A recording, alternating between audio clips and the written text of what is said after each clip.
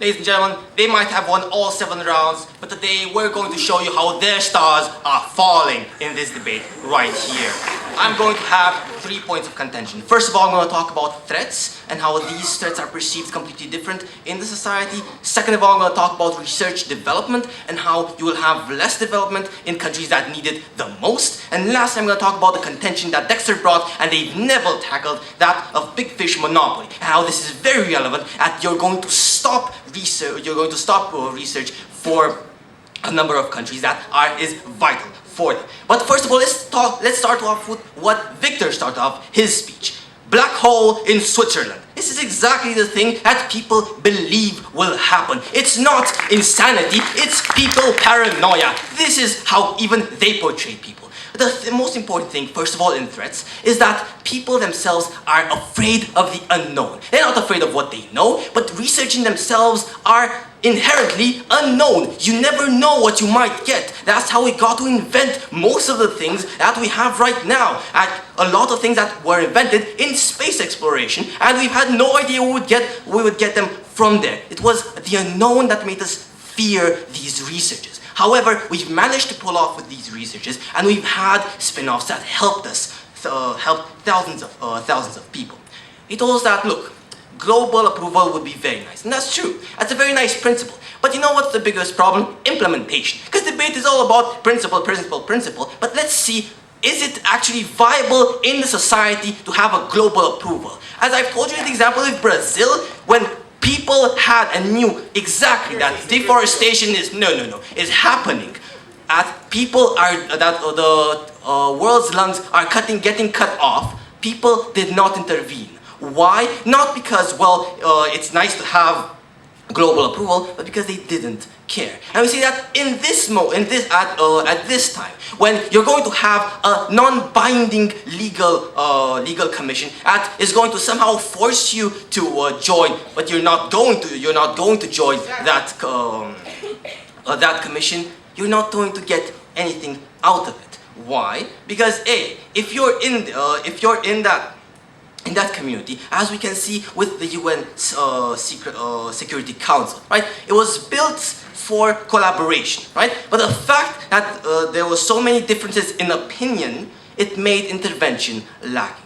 Think of this, of adding hundreds of countries in one single corporation and say, well, we need to agree on one thing. We can't, because it's never going to happen. The differences in opinion are so powerful between states as Russia, China. Think of adding hundreds of countries. You will never get any patents or waivers for anyone ever, and nothing will happen. You know what will happen? It will force countries to make more secretive research. It'll make countries to just say, well, I don't want to opt in with this thing. And what's the problem with that? Well, the problem with that is exactly the problem with ICC. ICC can't persecute anyone who doesn't think it's a legal institution. And thus you just get in the same position as the ICC is right now. Complete and utter inefficiency. And that's our biggest problem. No.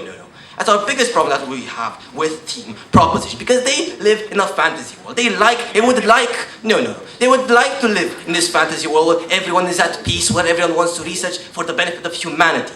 Really, no one wants the benefit of humanity. Every country is selfish. The US wants to stop China from making research. The Chinese want to stop the US making research. People want to stop making patents in Africa so that they can get all the money out of it and sell it at huge prices. This is the reality of the world. Wake up, team proposition. That's not how to debate. Second argument, research development, but sure. Seriously, you wake up. The problem is that research is not about politics. Politics means ideology. Of course you have differences. In research there is one truth and one truth only. I understand. Now, the biggest problem is that, right, you said we argued about this thing with scientists and who decides that those scientists are put there. Really, politicians are going to choose those scientists. Politicians are chosen by people. Politicians will be populist because they want people to get them. People are paranoid, thus politicians will put on scientists who will live on that paranoia so that they get more votes. Why can you not understand that point? You've never rebutted this with more argumentation. But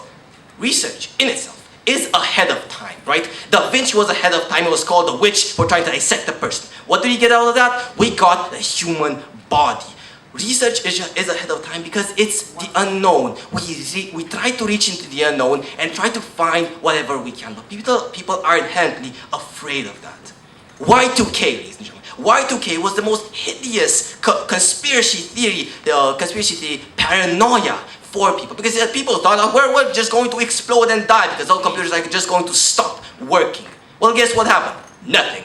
Nothing happened. Because people are paranoid. People are paranoid about the smallest and simplest of things. And that's the nature of human being when they don't know what's going to happen.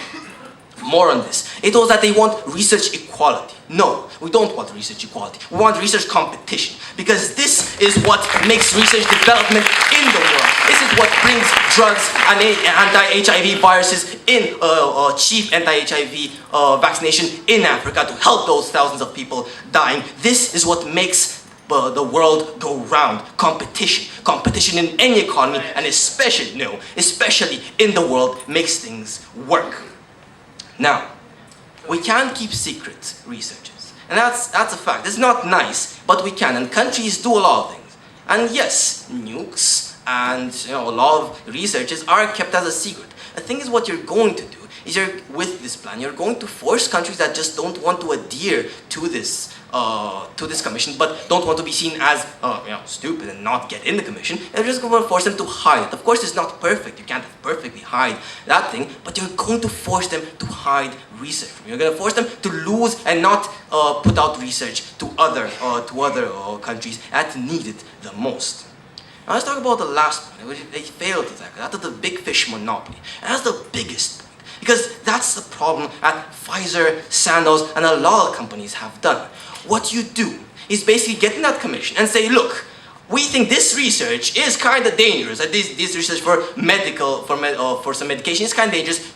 We should stop doing it so that only we, the United States of America, have the patent, and only we can give it away to other countries. And we see this has happened, and this will happen, because you're going to force countries to antagonize against each other. You're going to force big countries and big companies, basically, to stop development of small countries. And this is a big problem, because in this way, you're going to have stagnation of research. And stagnation of research will never get you anywhere unless you're going to buy and abide by the rules of the big fish, which are the big companies, which are the ones who have the patents and the waivers, and they're going to control it. And they're going to control it. This is going to be very inefficient on the level of development of small countries.